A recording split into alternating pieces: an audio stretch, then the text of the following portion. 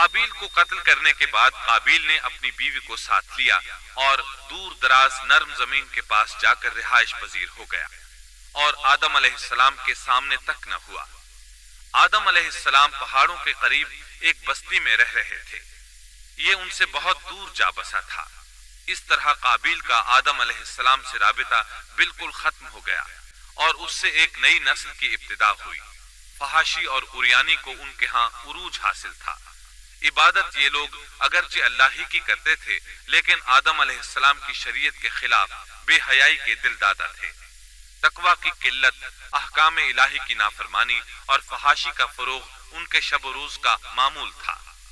اس کے بعد لوگ دو گروہوں میں تقسیم ہو گئے۔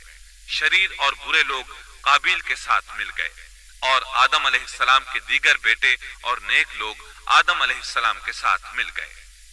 آدم علیہ السلام 960 سال زندہ رہے۔ ان کی کل عمر تو 1000 سال تھی، لیکن 40 سال کم کر دی گئی۔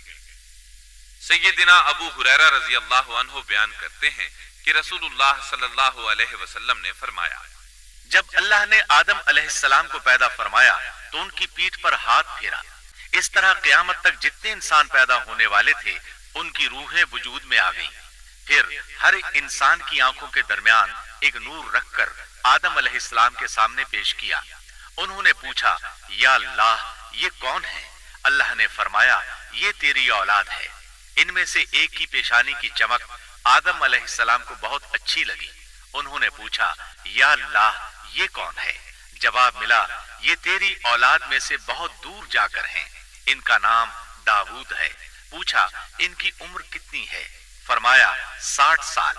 آدم علیہ السلام کہنے لگے، یا اللہ 40 سال میری عمر میں سے ان کی عمر میں شامل کر دے۔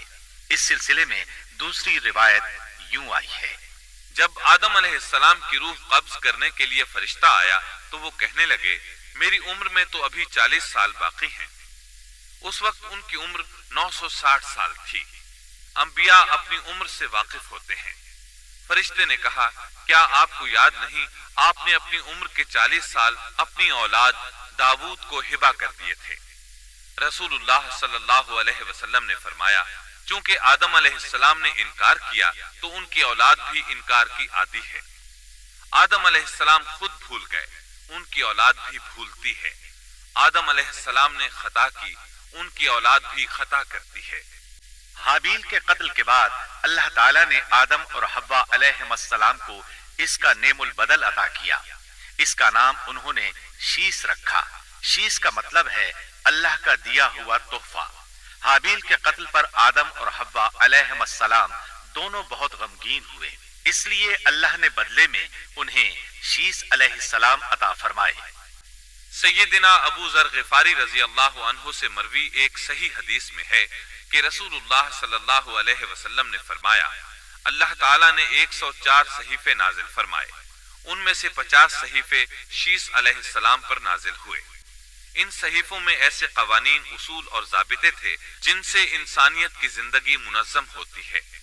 شیس علیہ السلام نے آدم علیہ السلام سے علم حاصل کیا، لیکن آدم علیہ السلام کا تمام علم وہ حاصل نہ کر سکے، اس لیے کہ آدم علیہ السلام نے بالمشافہہ اللہ تعالیٰ سے علم حاصل کیا تھا اور بہت سی اشیاء کا علم اللہ تعالیٰ نے انہیں سکھا دیا تھا، اس لیے وہ تمام علماء سے بڑھ کر عالم تھے۔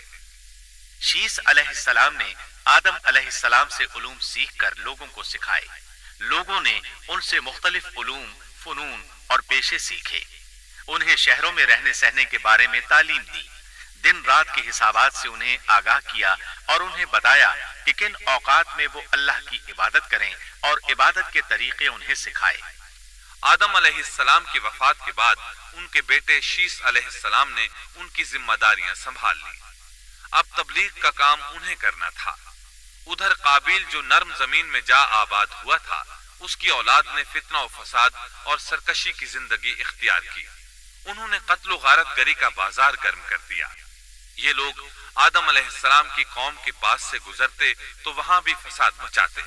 ابن عباس رضی اللہ عنہما سورۃ الاحزاب آیت 33 کی تفسیر کرتے ہوئے فرماتے ہیں، پرانے زمانے کی جاہلیت کی طرح اپنے بناؤ کا اظہار نہ کیا کرو۔